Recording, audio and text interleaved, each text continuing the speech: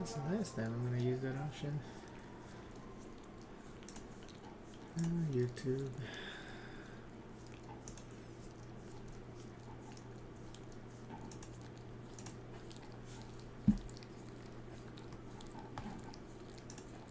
Very strange. Okay, just making sure it's using the right one. Okay. That's a lot of licking, girl. I could say that that's too much licking. Hmm?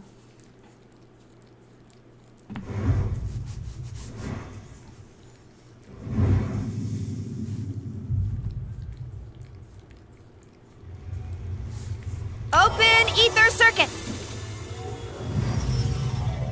Oops, I forgot to turn those off. I'm gonna just remove them.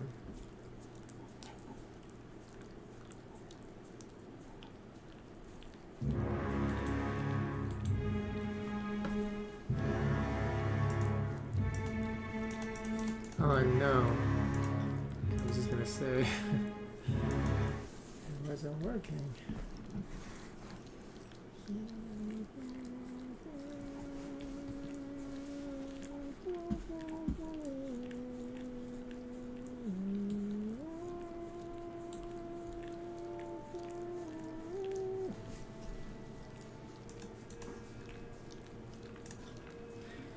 Tell me about Kairos. Kairos is our overlord. She ushers us from the brink of chaos with a stern hand and gestures to the way of peace. We are only too eager to follow in her perfect example. Oops, let me grab my phone real quick, sweetheart. Oh, here we go.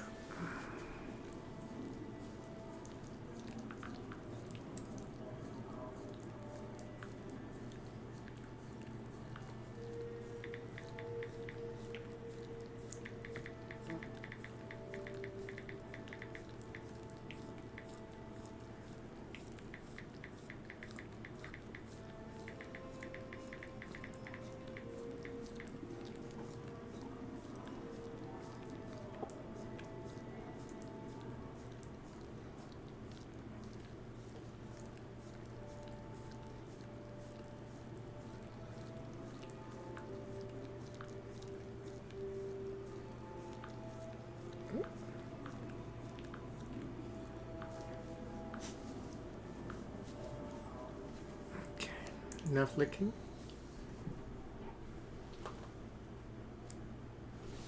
Oh.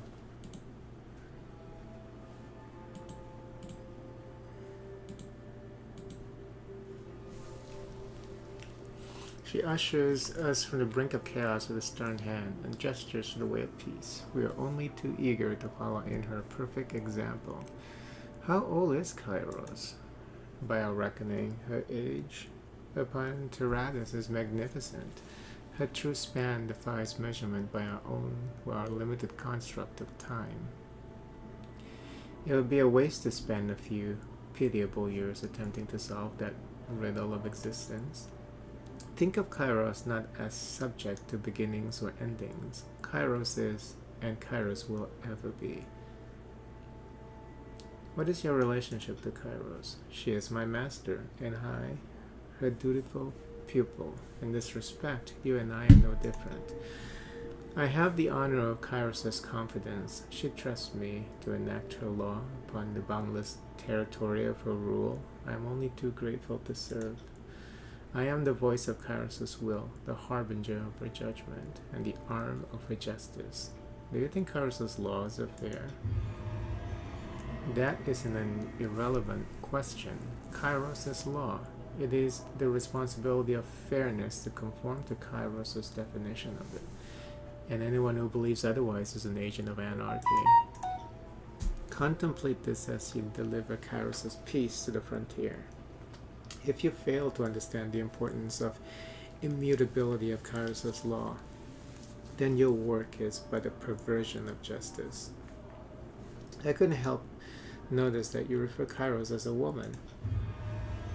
Beware of that trajectory of thought. Save for her perfection, there is little about Kairos to which we could ascribe recognizable attributes. A power as distant and unknowable As the Overlord should transcend our petty dualities. Too much talking, huh? Male, female, it makes no difference. Kairos is mother to us all. Let me ask you about something else. I think we have already asked. Oh, Bled and Mark. He is my headsman and an assassin without equal. His official designation in Kairos' hierarchy is the Archon of Shadows, though I wonder that he ever considers himself aught but a slayer of the unjust. How did he earn his title? His work away from the court takes Blade and Mark to the dark places of the world, the Tiers and Northern Empire alike. Over time, Shadows became his dominion. They cloak him, protect him, and even fight for him if the need arises. It is said that Bled and Mark can travel to any place where shadows are cast. Only he would know this for certain. Does Bled and Mark serve you alone? Your question is flawed. We are all servants of Kairos. The Archons are also agents of their own interests, those chosen few empowered to bring order to the world in accordance with Kairos' peace. At present, Blade and Mark is my vassal, and I his patron. The relationship is no different than from Graven Ash and Cairn, the fallen Archon, or the voices of Narat and his songbird, Saren. Me, the vassal of that psychotic monster? Even if I were still working with him, it would be as a peer, not an underling. Saren keeps her voice low, ensuring Tunon doesn't overhear her comments. Such partnerings and apprenticeships are common. They provide mutual benefit to the Archons involved, as well as a measure of oversight. Okay, that's it. All done with him.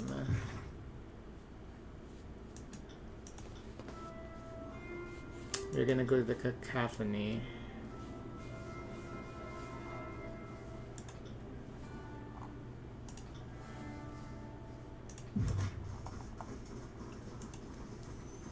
You got that cacophony. Sorry, can't. Sorry, can't. Oh. See if she has something new to say.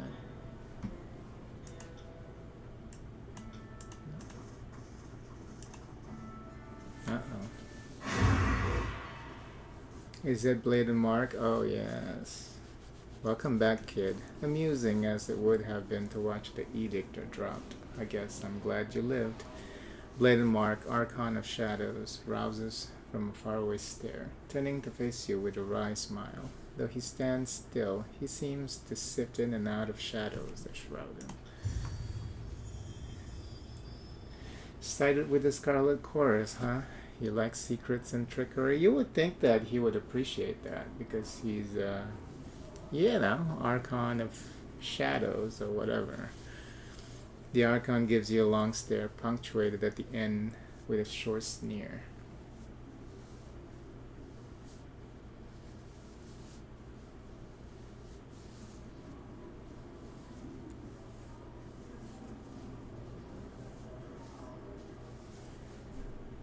I don't need morals to win a war. The court could disagree with you there. His pupils spread and bleed. He's gonna talk about morals like he's assassinating people left and right. Eating the light in his eyes, he stares at you with his eyes of darkness in his shadow-shrouded face, and his expression is not pleased. Then he blinks and the emotion is past, his golden irises once more glowing dimly back at you. I imagine you're off to meet the voices for, well, whatever it is he has in mind. But first, you and I need to have a little chat. Glare silently. Everyone keeping an eye on you, because you did something nobody has done before. Got a guess as to what that might be?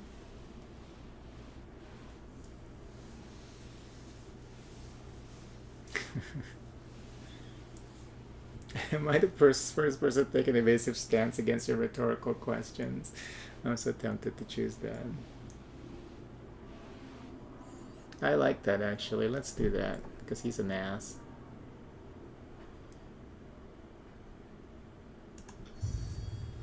Second, actually, but not that. The Archon raises an eyebrow and his golden eyes glimmer with the briefest hint of amusement. Proclaiming an edict isn't new. Neither is surviving or resolving the commandments of an edict. But you're the first to proclaim and resolve this very same edict, and it didn't kill you. In one fell swoop, you survived the second edict, resolved the very one you had proclaimed, and woke an arcane structure that has slept for several centuries.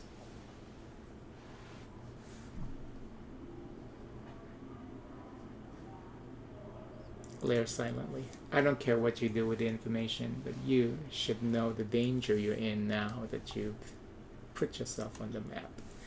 When you're dealing with voices, don't forget that he'll be doing everything he can to figure out what makes you different and how he can use it for his own gain. Thanks for the advice. That's all you have to do is just thank him. He's like Trump, just lick the taint and you'll be in the good favor. The Archon of Shadows shrugs to you in farewell, but his golden eyes are alight with interest as he watches you. I got it. That's it? How about a little breathing room, kid? You're the one who came to me. Let me get a blanket to put on me so that you can sleep comfortably in my lap. How about that, girl? Okay, let me go get it. I know you just want to cuddle with a person right now.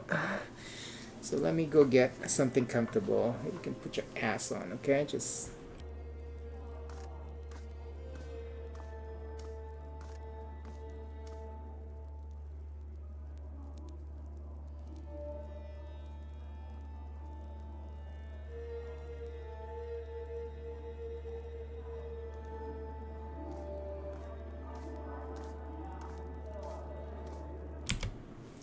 Look at this needy little fish. It's so needy. It's crazy. Okay, here you go, sweetie. Okay, isn't that more comfortable? Hmm? Yeah. Okay. That's what you want, huh? Something soft for your little bum.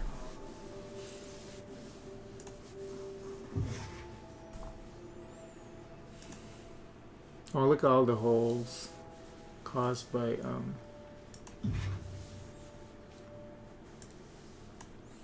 what Tunon did.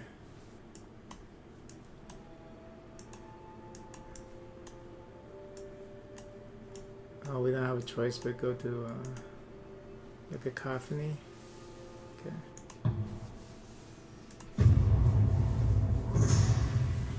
As you near a settlement, a few hours outside the walls of Tunon's capital. Oh, baby. Oh, baby. Oh, baby. Poor girl. You hear clamoring of voices raised in frustration. The village is a little more than the dilapidated public houses. A few farms and small central square throng with an incensed crowd. Investigate the clamor. A knot of peasants surround Tunon's installed magistrate and his enforcers. The farmers shout in rough diction, their meaning largely lost, though you make out the word hungry and thievery. Demand to know what's going on.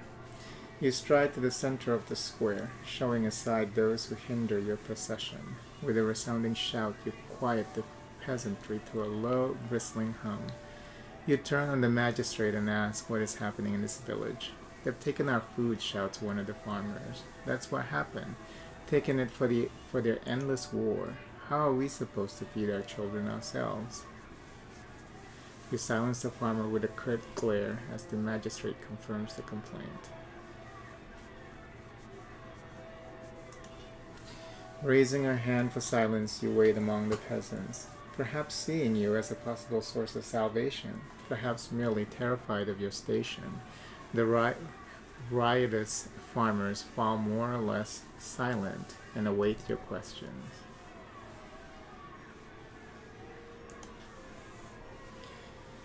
Those fucking chorus pigs, Fate Binder, answers one of the farmers, a man broad of shoulders and gut wearing rough spun tunics of linen and wool. After the trade caravans were ransacked during the war, food became scarce. The magistrate interjects. A few local gangs, unable to afford rations in the city, tried to buy goods here. What the farmers wouldn't tell, the coarse men stole. I tried to explain that it's for the overlord's conquest, that the people have no one to blame but criminals such as Unbroken and the Vendrian Guard. What are Unbroken? Oh.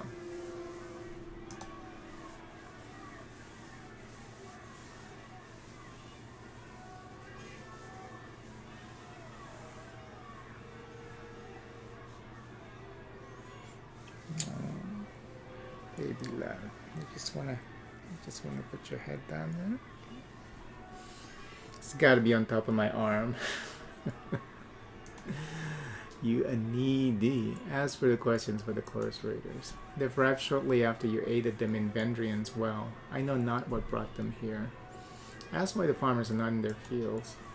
What's the point? One farmer replies. Anything we plow, anything we hunt, we might as well just be handling it over the chorus. He gestures recklessly at the magistrate. Tunon's flaccid gavel here hasn't done a damn thing to save this town. What does the adjudicator expect of us, to eat stone and air? Oops, sorry.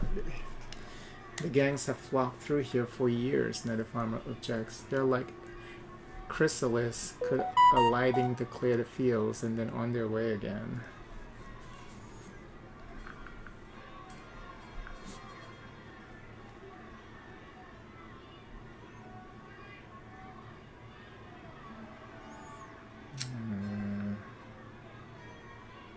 Sweetheart.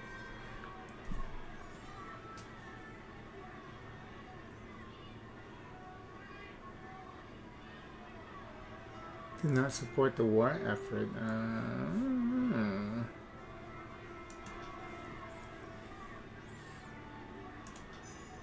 You grab the magistrate by the collar and shake him roughly. His bodyguards hold their positions when you fix them with a baleful glare.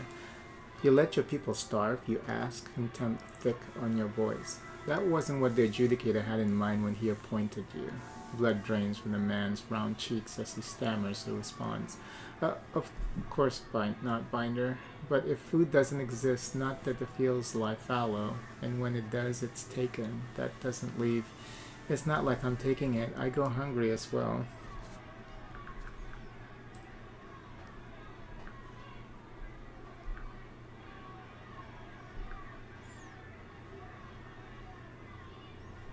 Okay. Come on, man.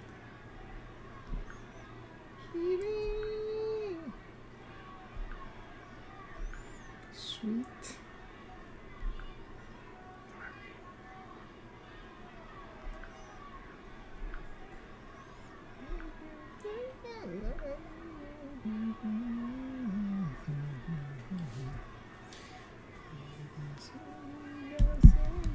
Well, I gotta move my arm a lot, baby. I'm sorry. Try to put you in the bed, but you don't want to stay there. You just want to be close to somebody. You're just being very needy. Standing before the assembled village, you declare your intent. Forcibly break up the protest. Request additional guards from Tunon. Contact voices of Nurat. Defer to a companion. Why would I defer to a companion? Who do I have with me right now? I have Siren, I have the Arma guy, and I have the old guy.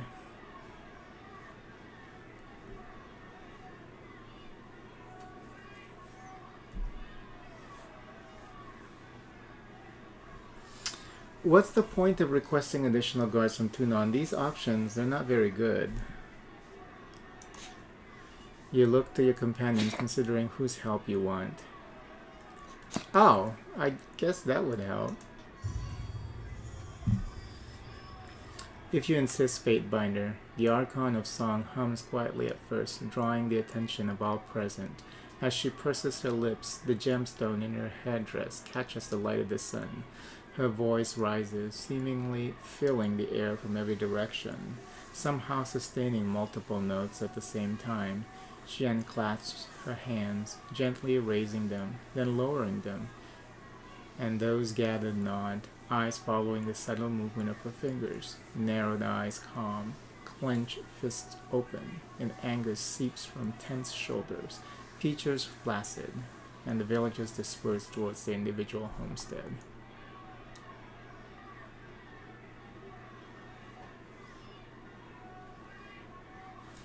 This is considered fair. I didn't even resolve the situation, but okay, I'll take it. It's kind of funny.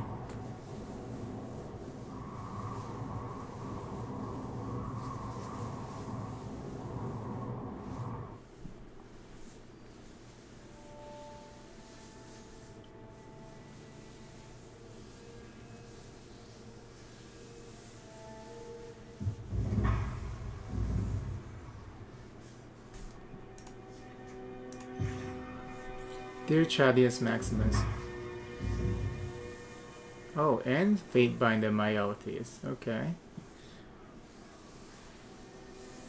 Your summation is most fascinating. Thank you for sharing. You're certainly not the first to proclaim an edict. Many of us have been used to complete the casting of the Overlord's magic.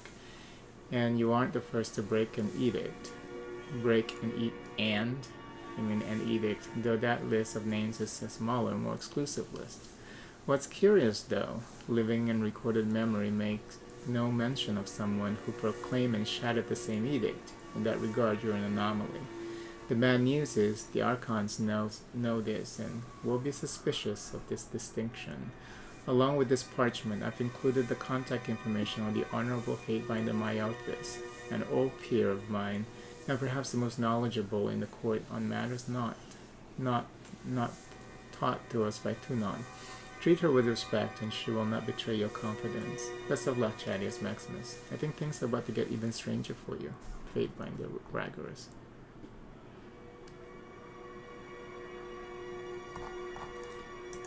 Okay.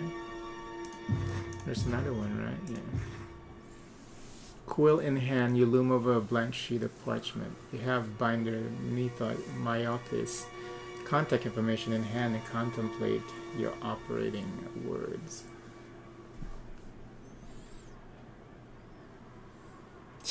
I don't think he wants money. Or she, whoever this person is. I think he mentioned she. Dear Fatebinder Myotis, was this the one that we talked to, the one in the middle? I write to you at the urging of my peer and tutor, Fatebinder Ragolus. He has found himself bereft of answers, a rare condition for him. And suggested you may be the source of the answers I seek. If you will pardon the imposition, it would mean a great deal to learn about what you know of Kairos' edicts and the magic of the spires. The mountain spire of the tears has awoken to my presence, an event that occurred moments after I resolved an edict of Kairos. So it's critical that I learn just what has happened to me and what it all means. Thank you in advance for your consideration and wisdom. Fatebinder Chadius Maximus. Okay.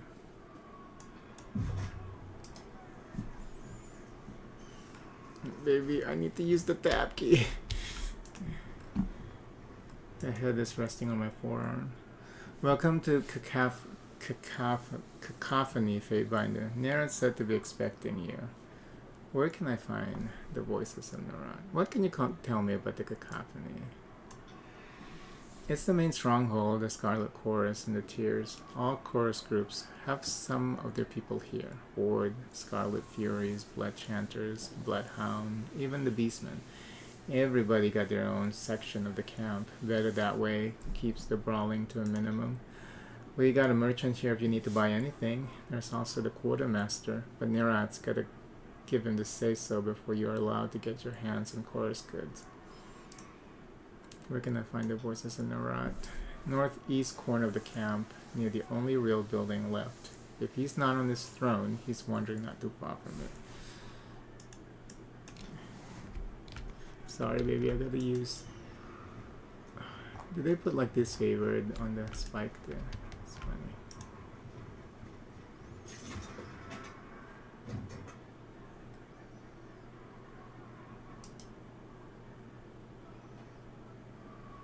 Most mage guilds eschew superstition and believe none of the tales of the clothing of a murdered man can augment one's performance in battle.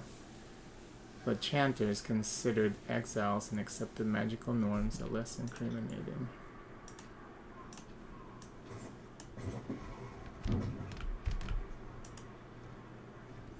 I'm not allowed to sell you anything.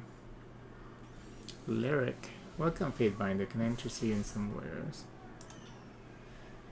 Yeah, but Lyric doesn't want to sell me anything, but you can.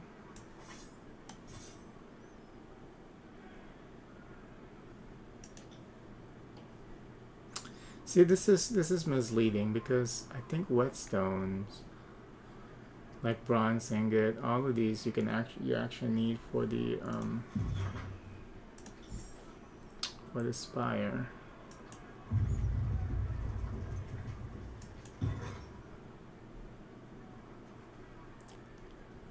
I mean, are these the only items of the spires need? Because that's the real question.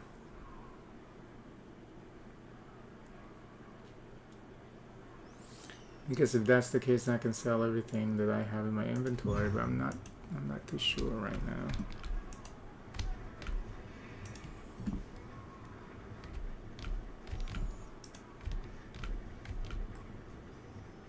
Splinter. Overlord's blessings to you, Fatebinder. Regards and so on and so forth.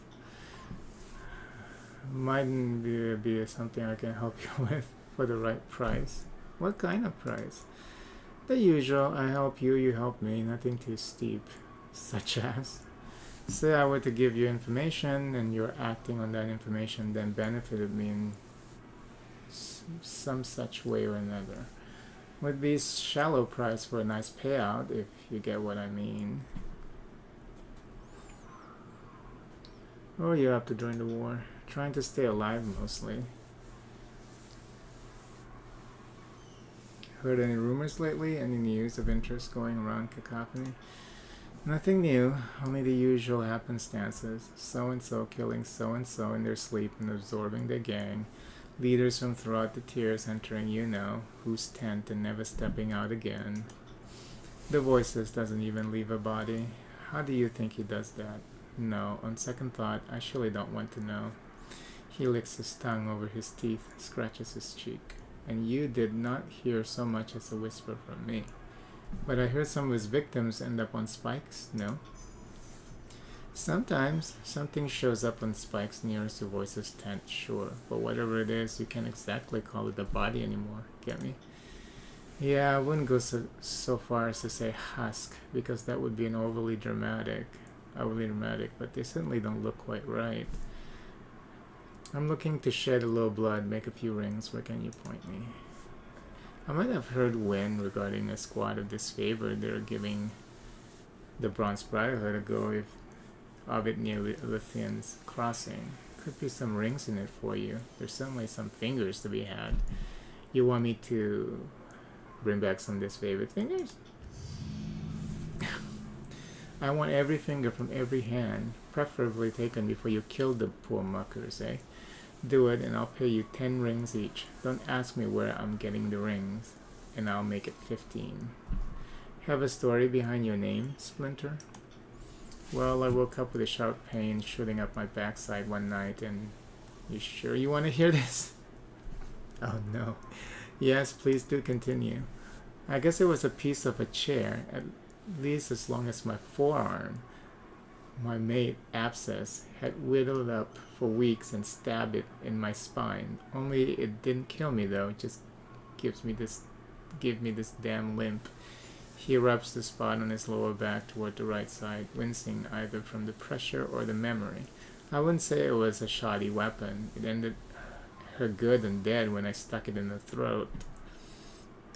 Any more rumors? No. That's it? Okay, well at least we got a quest from him.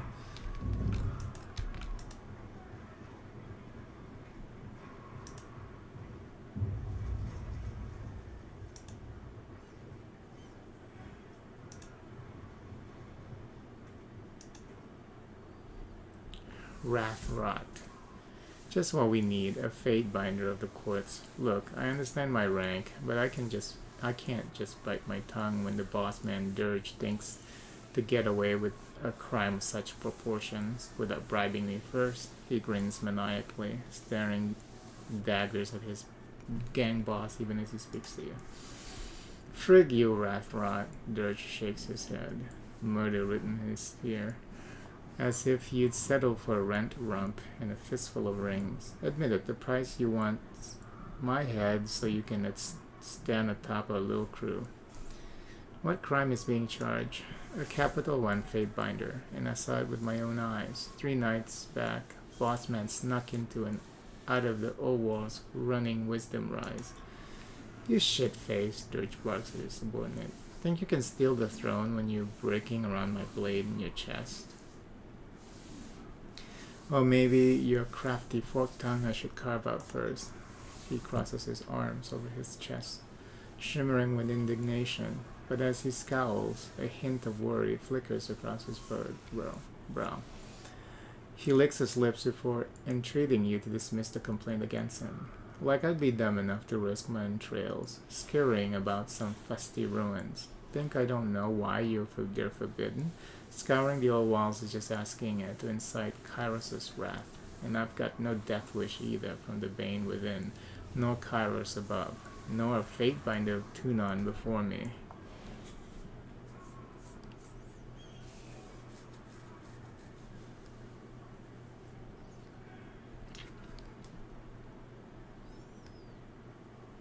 False accusation is an insidious crime, Rathlot. What proof do you have of your claims? Proof? Like what? It's not like I followed him into the old walls so I could properly document his transgressions. I saw him go in and out chasing that sage. That ought to be evident enough. If it's solid evidence you need, let's go check where the sage's body lies, he spits, indignant. A sage in the old walls? What sage? Want to tell the fate binder or should I? He laughs, vicious. The gang boss cocks his head towards you, face flushed red as he explains. The thing is, me and Wrath have been chasing a sage clear from Lithians. I guess she figured she wasn't going to slip us. So she made a beeline for this breach in the old walls. I know the law, so I wasn't about to follow her in. He wets his lips before continuing. But I'd also be loath to let an enemy of the Overlord slither free, so I cornered her before I could make it past the breach. This asshole here's the one who slit her damn throat as I held her down. Now he's saying he watched me waltz right into the old walls. Without him? Oh, come on, Fatebinder. Are you gonna believe that? I called you over here. I'm telling you what happened. Don't let him weasel out of a proper sentence.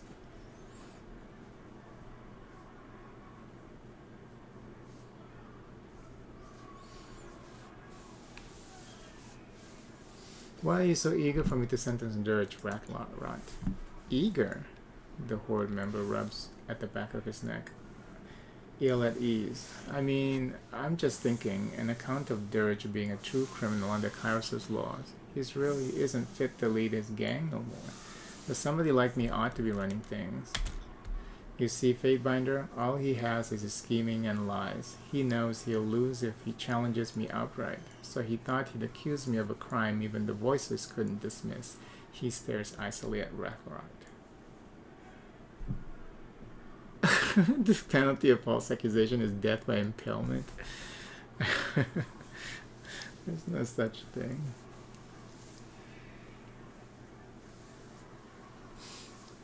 But you get subterfuge. I don't know. That has subterfuge procs actually have been pretty entertaining so far.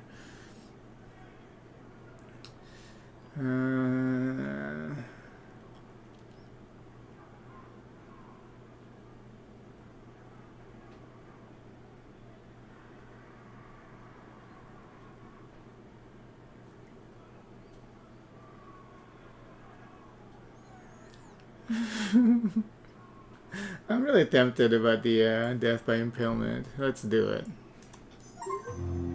Become a seasoned adjudicator. Oh, I am the law achievement. Huh, oh, that's glorious. Can't wait to see the showing. Dirge flicks a vulgar hand gesture to his former subordinates. I'll make sure the whole gang's there to watch, up close and personal. No, wait, you can't. This hasn't turned out right at all. Fatebinder, please. Have mercy. It was all misunderstanding, you see. Now, this is the type of adjudication I could watch all day. I applaud you, Fatebinder. So she's a devious one, isn't she? She loves all the chaos and misery and pain. Staring up at night's dark veil is better than sleeping, cowering behind the cover of tents. Strange humans. Human. We're a long ways from Tunon's court. No ass kicking or bootlicking here unless that's what you fancy.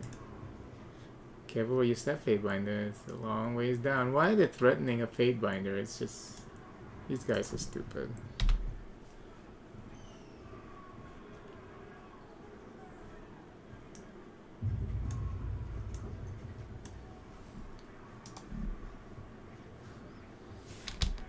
Fatebinder, hear me out for a moment, will you? Oh, another adjudication. We've got a problem we can't settle, Fatebinder. When we plotted against vile arson, we agreed we'd split the spoils 4 ways. But now that the rings, rugs, and booze bottles are laid bare before us, seems some folks feel entitled to more than their fair share. Who's vile arson? A deranged pisser of a man and our old gang boss. He deserved everything he got and more. The horde members all nod as Requiem explains. He stole from whole cartfuls of rings and polished stones after the jour crumbled. We dug the items up, whole bags of them all over the place, but got none of the payoff.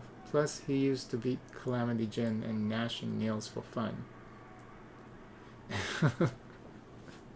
Only those two? He didn't beat the rest of you? Well, he tried once, the girl grins, boisterous and confident in the way only a past triumph can provide. Requiem looked out for us. If he'd have laid off the rest of us, we might have let him live. You want me to adjudicate a settlement between thieves? Thieves? We didn't filch nothing. We killed vile arson and took his property by right of the 9th circle of 5th. She nods. Little gnashing nails is right. As our weakest, she's earned a right to these spoils most of all for the abuse vile arson heaped on her over the years.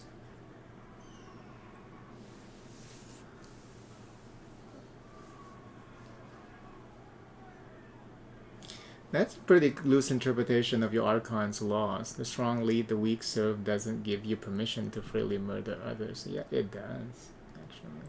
I'll hear the plea. No, why is that? Vile arson broke the code of the strong lead, the weak serve. He pushed Sweet Nails too far and found out he wasn't stronger than the rest of us no more. But they're actually allowed to just kill each other, whatever, you know. This is a Scarlet Quarters.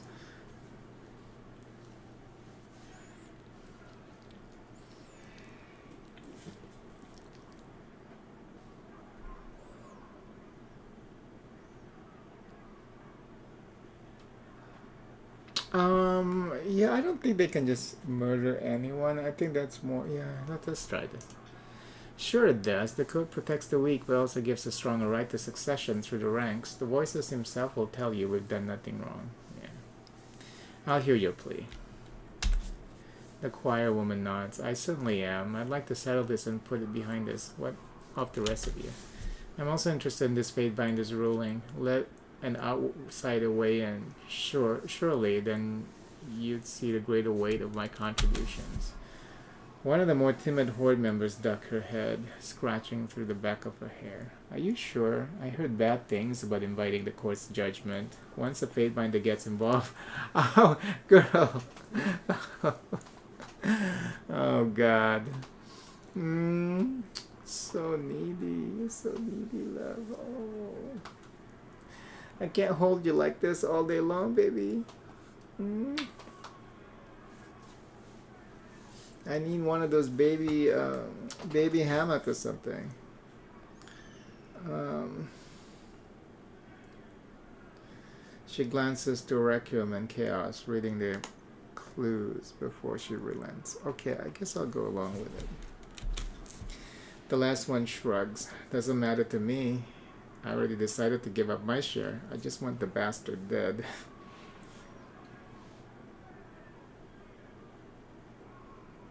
We'll do subterfuge. Go on, but I should tell you now, I'll know if you try to lie to me. The four exchange looks before one of them clears her throat awkwardly. Right then, guess I'll start us off.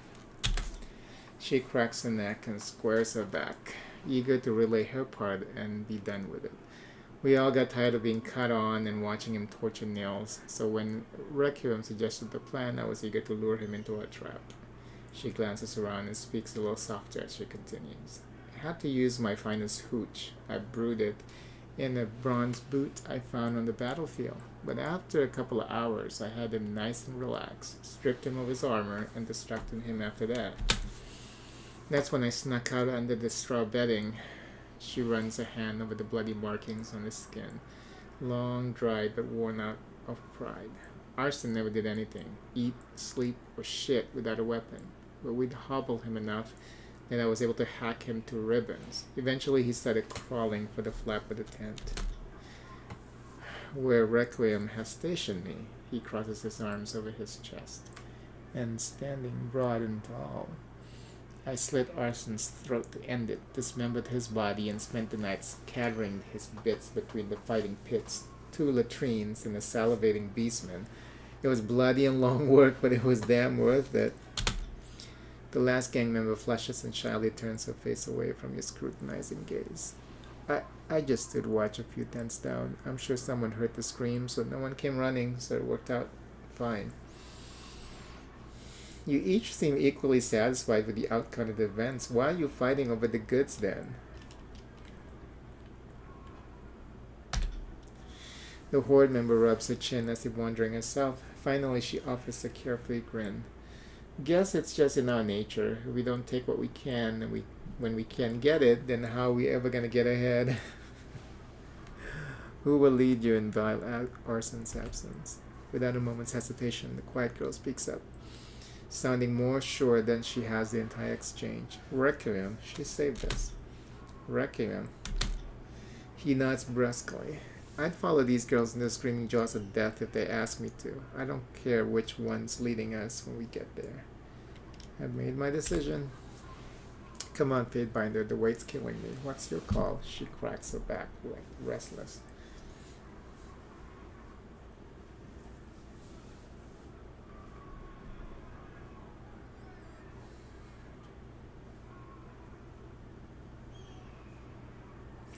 Well,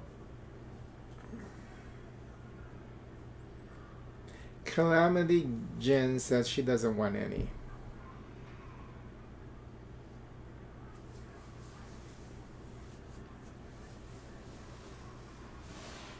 The other half will be allocated to cover my legal fees.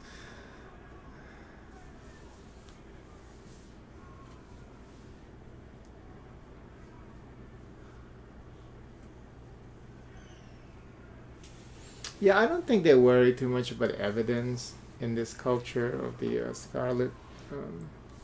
What was the name of this group? So I'm just gonna say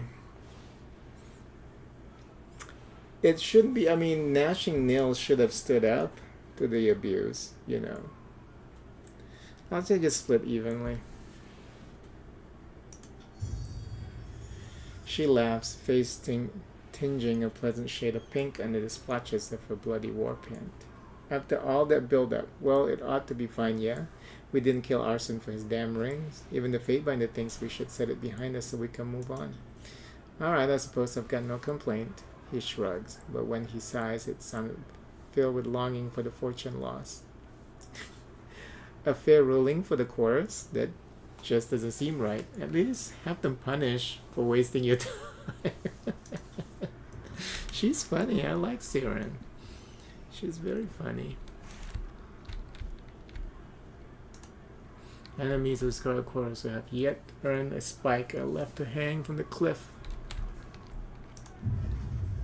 until death comes for them. The heck? Oh, this is the Beastman.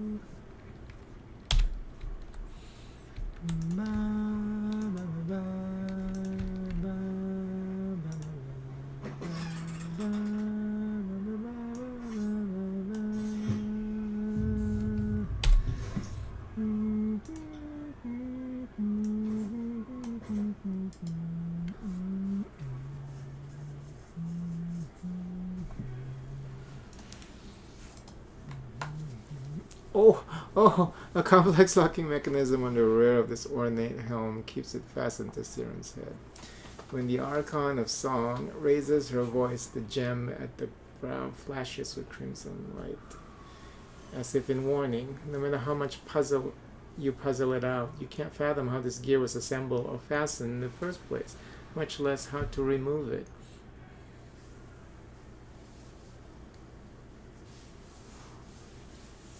Oh.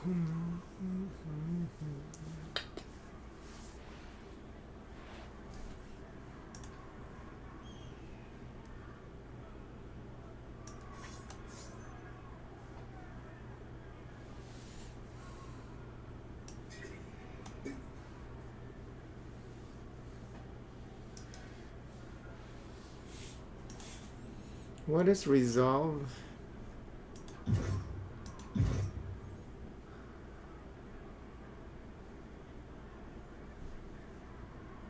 Oh, that's good.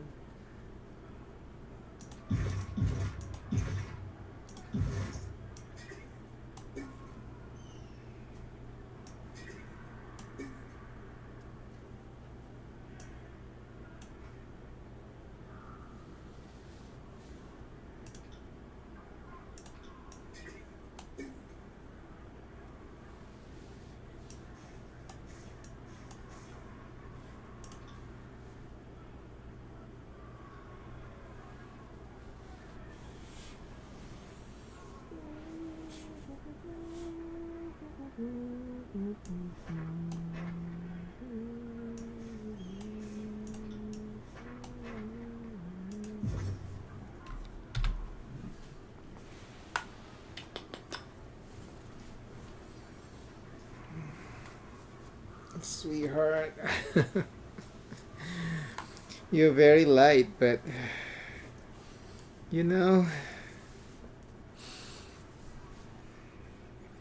I gotta move my arms around. I got it. Oops. We need the bodies, you mewling pissers. Face red, vines popping in her neck. The Scarlet Fury screams at the horde clustered before her. She waves her arms wildly as she shouts, almost dance-like in her agility, a blade clutch in her hand. Unlike you cocked pignuts, these conscripts can survive a battle. One of the horde members spits a blackish mix of herbs and phlegm at Scarlet Fury's chest. So they say to save their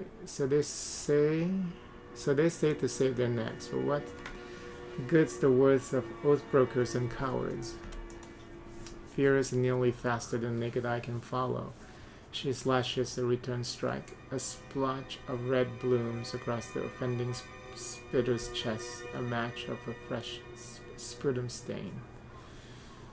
The crowd tenses like a coiled spring, ready to hurl themselves into a bloody fracas. What's going on here? Saying that to both Suki and the gang. A Fatebinder, yes. Fatebinder, good for you to come along. The Horde representative sneers and straightens himself taller. That's a guy. Feeling self-important in the moment, you just saved this Fury's neck. Oh, down the road. Hardly, she licks the edge of one blade and then uses it to smooch her newly mused hair back. Though the Fatebinder may yet stay me from smearing the ground with your blood. A damn slew of Oathbreakers came crawling to us less than a fortnight ago, so we trussed the lot up like beastmen for roast. Why should we welcome liars and defectors to guard our backs? The Horde member spits again, but aims at the side this time, careful to avoid hitting the Scarlet Fury. Come on, Fatebinder, you're a clever sort. Tell us your thought. We ought to throw them in the pit, let the lone survivor join us.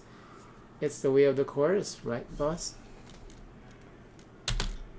The pit serves for merriment and to weed out fan-sucked weaklings like you, the Fury snaps at the Horde member. Baby. Turning to you, she adds, in this case, it would be but a waste of resources. These are part of the splinter that held off the disfavored Adventrians well for many months. We should integrate them into my unit of Furies.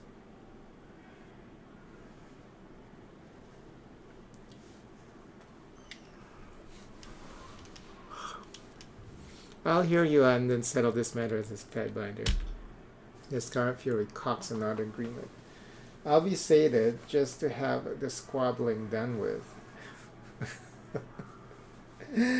Suki!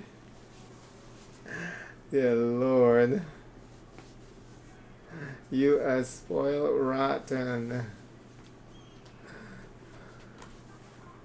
Well, you can't wait.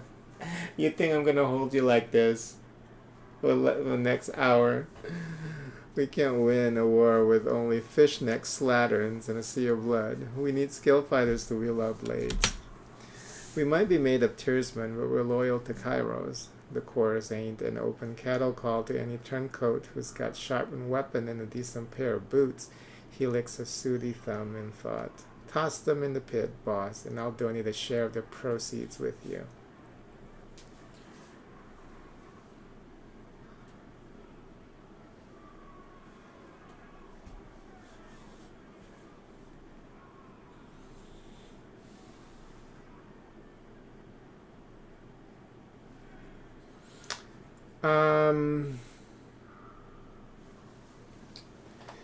She claimed that these guys helped them already.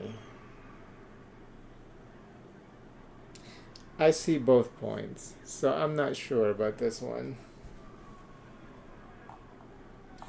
He's worried that one of them, or they might, maybe they were just helping because they had to. So he's afraid that they might betray them.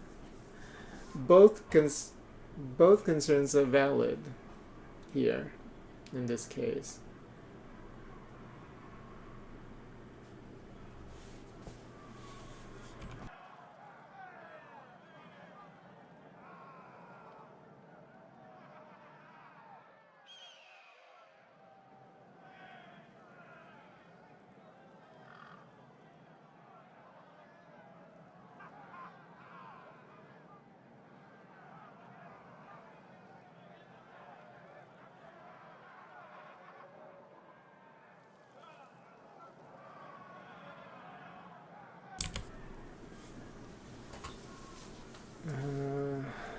Yeah, both concerns are valid. But just for the sake of entertainment, I think we should have them kill each other. We got 1,000 rings from that. The brutish man grins wide, and you can see he's missing several teeth on the left side of the mouth.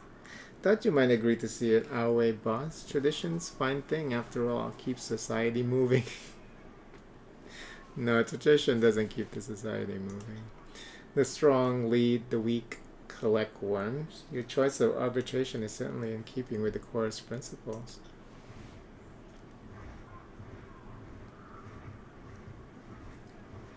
Well, that's how to do things around here, right? We're not here to mess with that.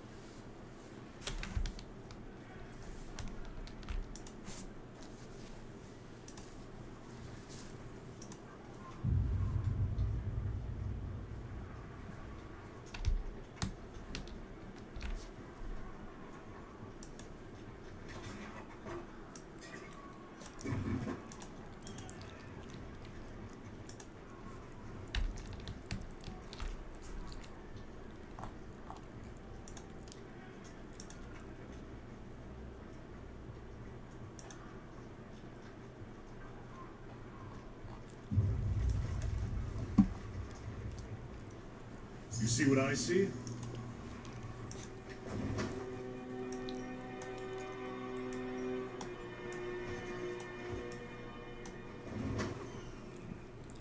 Okay, baby. This is hard, baby. This is very hard. I can't keep holding you while I'm playing a game. Can't do that. So maybe we should just have you go to bed or something, huh? Ow! Don't kick my dick. Lord.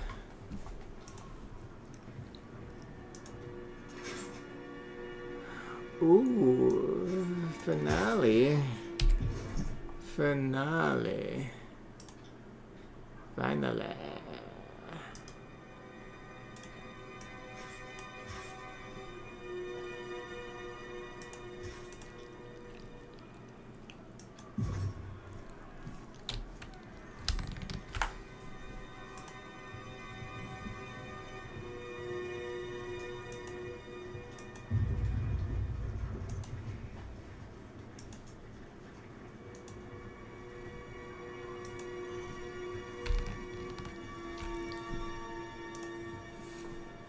Sir Sybil! We found Sybil! Okay, I'm gonna record this.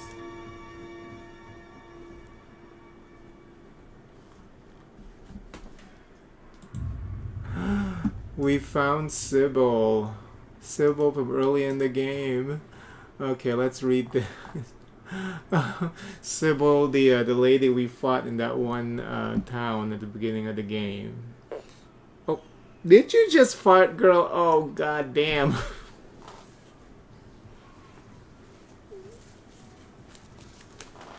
Suki.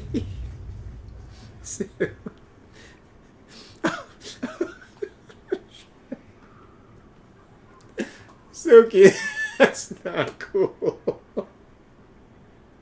I'm not sure if the recording actually captured her fucking fart. She went poop. Yeah, it didn't hit my hand, but I was holding her butt too when it happened. Suki. Sybil, the once defender of Echo Call Crossing, lies before you. It is difficult to tell where her fiery red hair ends and the injuries begins through the layers of blood. With all the wounds she sustained, a good number of them appear to have been made after her death. Wow, she didn't make it. Dang. Or she wasn't willing to join them, so they killed her.